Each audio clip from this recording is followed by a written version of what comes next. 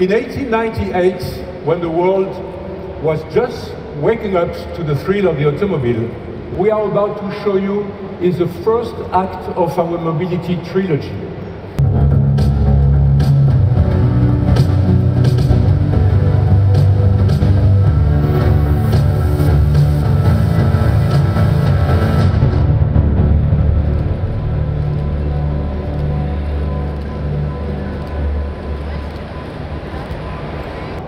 It's clean, fully electric, EasyGo is zero emission.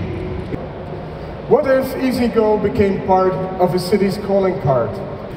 As Thierry Bolloré said, EasyGo is a car, but it's also a service, and it's integrated in the city. It's designed to echo the cities. It has white glazed surfaces that mirror the cityscape, while giving the passengers a full panoramic view of the city outside. EasyGo is a true cocoon where people sit together.